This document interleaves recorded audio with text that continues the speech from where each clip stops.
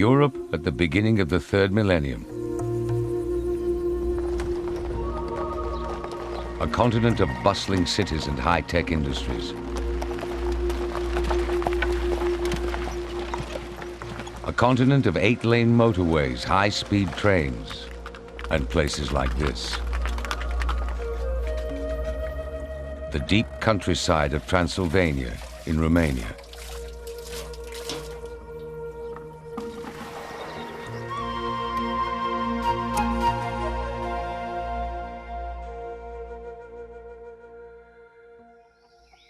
Transylvania is home to numerous small villages. This one is called Derja. The Terziu family have farmed here for generations. Claudiu Terziu is 14. He lives here with his mother and father and his 4 brothers. They own a few cows, a pig, some chickens, and a horse. Today a neighbor has dropped in. Their horse needs a new shoe. Life here is much like Western Europe in the 19th century. With almost no agricultural machinery, everything is done with primitive tools. Claudiu's elder brother is sharpening a scythe which they use for cutting grass. The working day for Claudiu and his brothers depends mostly on the seasons. Start when there's light in the sky. Stop when it gets dark. In summer, that can mean 16 hours at a stretch. Life in the countryside is difficult. You have to keep working all day long because much of what we produce is our own food. Like the bread my mother bakes. And the milk, which we have to go and get from the sheep that graze on the hillsides around here. So, there's never much time to relax. After all this work, the whole family managed to earn only £4 a week, which has to pay for everything they need. It's why young people feel there's no future in the countryside. Claudiu doesn't want to be like his dad. He's thinking of packing it all in and making the 50-kilometer journey to the nearest city, Cluj-Napoca. The idea of moving to Cluj has crossed my mind. To get myself a job, to have my own life, to have a family of my own, to make money so I can put food on my family's table. But country people discover that city life can be even tougher.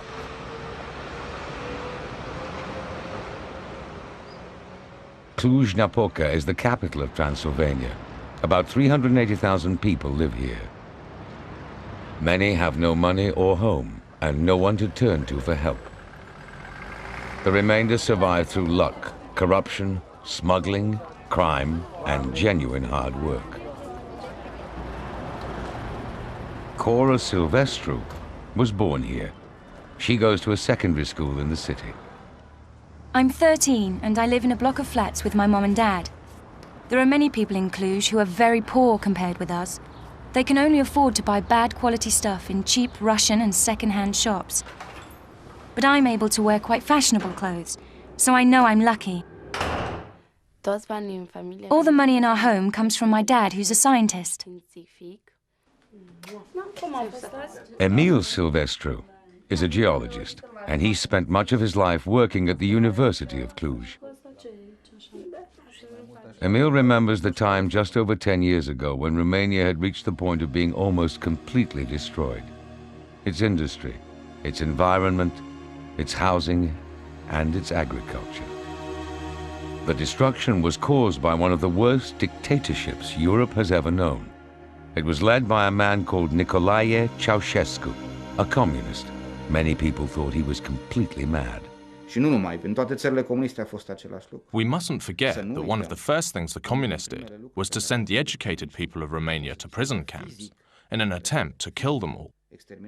Once they'd got rid of the educated people from the top, it was much easier to crush those underneath. They did this because they wanted to control everything without opposition, and it caused immense damage to the Romanian nation. After a generation of abuse, the people decided they had suffered enough. a revolution began. Ordinary citizens against the secret police and the army. There's a Romanian saying, the knife blade has reached the bone. It couldn't go deeper, and the explosion of the people matched the years of built-up pain. I had a very good friend who was among the first to die in the central square of Cluj. It was a victory for the Romanian people. Ceausescu, the dictator, was arrested and shot on Christmas Day, 1989. Ceausescu left everything in such a mess, it's taking an age to put things right. Tens of thousands in the city are unemployed. Many have no income whatsoever. Compared with life in the United Kingdom, the majority of people in Cluj are living on the edge of survival. And most of them live here, in this overcrowded high-rise neighborhood built during the communist era. Unlike most countries, where at some stage farm workers moved from the countryside to the cities of their own free will, in Romania, people were physically removed from their homes in the rural areas and forced to start a new life in the city. This district, Mănăștur, is home to 110,000 people. Originally, this area was a village known for its vegetables, but the communist state destroyed the farms with bulldozers and built this monstrosity to house the new workers in a massive communist industrial machine. This is the Clujana shoe factory. 7,000 people worked here, but today the company is virtually closed. Mr. Carlos was the third generation of his family to work in the factory. He has a treasured possession, a video about Clujana. It reminds him of the 28 years he spent at the factory, making shoes for Russia, the USA, Germany, France, and the United Kingdom. When the communist system collapsed just over 10 years ago, and Romania suddenly found itself having to compete with much more modern industries in Western Europe, factories like this didn't really stand a chance. They had to close, throwing large numbers of people out of work. Factory after factory shut their doors forever. Their decaying remains are creating what has been described as the Rust Belt of Europe. Nowadays, the majority of people in Cluj don't have a proper job. My wife and I are both unemployed, and the cost of living is very high. We don't even have the money to buy fresh food, let alone school books for our son. But our parents are dead, so there's nobody to help us. Absolutely nobody.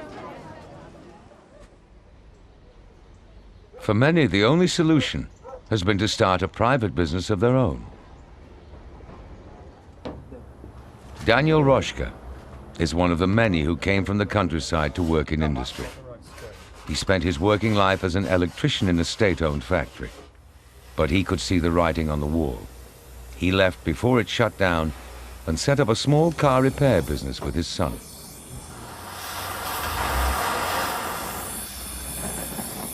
They operate in the front drive and garage of their own home.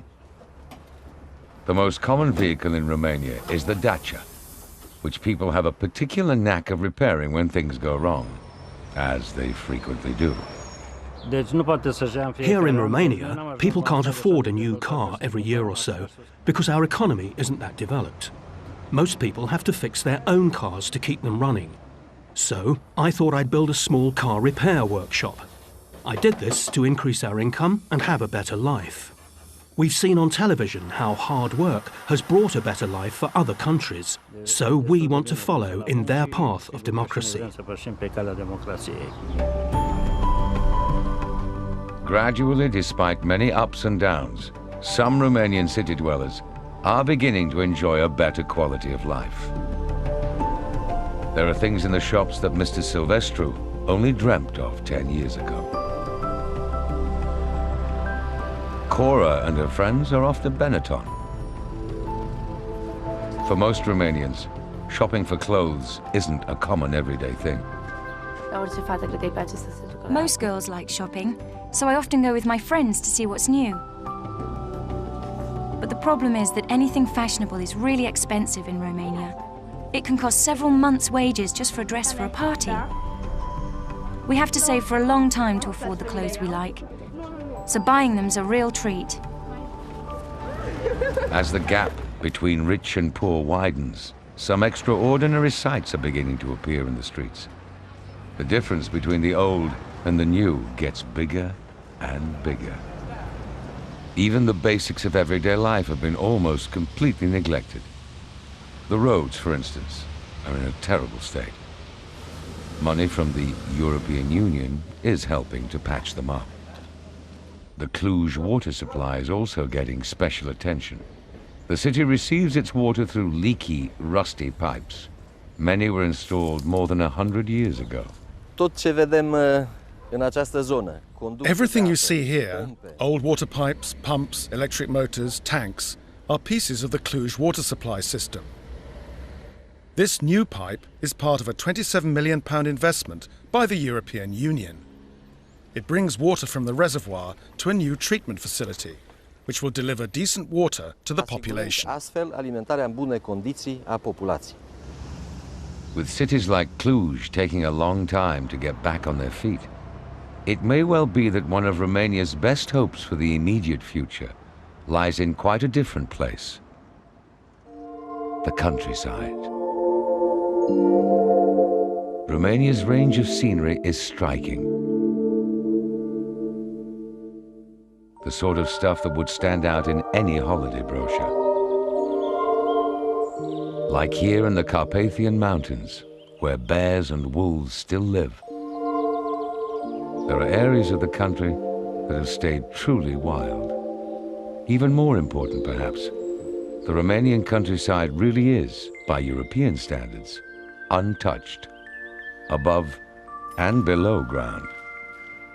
With tourism still rated as one of Europe's fastest growing industries, this countryside is something that Romania could easily sell as a totally new tourist experience. Indeed, it's already started. Many Romanian villages like this one, Albac, have been twinned with others in Western Europe. And tourism development money is coming from the European Union to help publicize the region and put up new signs. Mircea was an engineer in the city, but now he sees a bigger opportunity here in the mountains by offering his services as a guide and opening accommodation for visiting tourists. He received a grant of £300 to get things going. It may seem a small amount, but in Romania, it's a whole year's wages. A few years ago, this was a stable. Over there were the animals, and this was the hayloft. We tried to use local products like wood. The furniture and cupboards are made by local craftspeople. The woolen blankets are made by women from this area too. Even these traditional wooden flower vases are made by local artisans. Everything was made as much as possible from local materials. Tourism has a big multiplier effect. One job always leads to another. This is benefiting people in the Romanian countryside where, unlike in Western Europe, the old skills survive. Using local materials, wood carvers and weavers are being encouraged to sell their traditional products as souvenirs. Slowly, the locals are getting a boost from this new rural industry. And this is the first ski lift to be installed in the region. There's guaranteed snow every year, and still plenty of space on the uncrowded slopes. So what do these French tourists think of this as a holiday destination? The landscapes are terrific, and we just love the mountains. Everything remains very, very traditional. Houses, the art, transportation, like the use of the horse. It's so close to nature. But it's highly likely that rural revival will go beyond the development of tourism and traditional skills, and even reach people like the Terziu family. A boost to agriculture itself is on the cards, since the European Union set aside £2 billion for rural development up to the year 2007. The plan is to rebuild farming villages like Derja, and upgrade their communications. Da, bine, o să-i transmit. For example, the Romanian phone system is chaotic. If an order arrives from Mr. Terziu to supply some corn, the message has to be phoned to a friend in a nearby village. He then delivers the message by foot the rest of the way.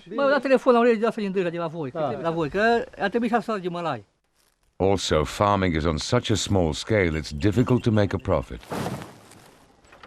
Yet it's an extraordinary fact that in a Europe where farms are closing down all over the place, the potential here in Romania is massive.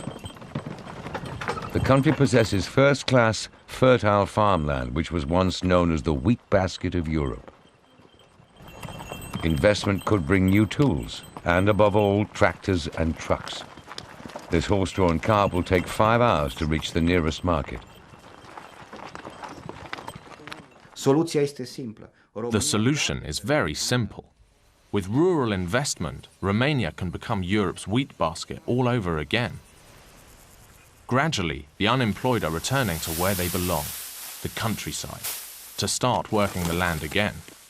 Hopefully, in the future, enough food can be produced to benefit everyone in Romania. This all sounds sensible enough. Yet, back in the cities, there are forces that may be preventing it from happening at all. The media. After years of censorship, Romania's knowledge of the outside world is growing day by day. And now there's a new, even more powerful force in the media, the internet. At almost no cost to the user, the very latest on the glitz of Los Angeles, London, Berlin hits you straight between the eyes. Romanians have always been curious and inquisitive. So, when something cheap but powerful comes along, they take advantage of it. People are starting to make comparisons and changing the way they think. This instant window on the world is making people think seriously about what is wrong with Romania. Like, for example, the fact that not a single penny of the 2 billion from the European Union for rural development has yet reached the countryside. A recent poll showed that 4 out of 5 Romanians are unhappy about the way they live. In the last 10 years, 400,000 have left and gone abroad, mainly to Germany, the United States, and Canada. If for some reason I had to live in the countryside, I wouldn't be happy at all. I'm not going to live the rest of my life in Romania. My father wants us to emigrate to Canada, to have a better future there. Here in Romania, there's no future for us. Our leaders have not helped us, the people. They have not helped our country to develop, to become nicer and stronger and richer, because Romania is rich in natural resources, which many people here don't know how to use properly. Yet the resources of the countryside could well be the way forward for Romania. But will there be enough people left to push through the plans for rural revival?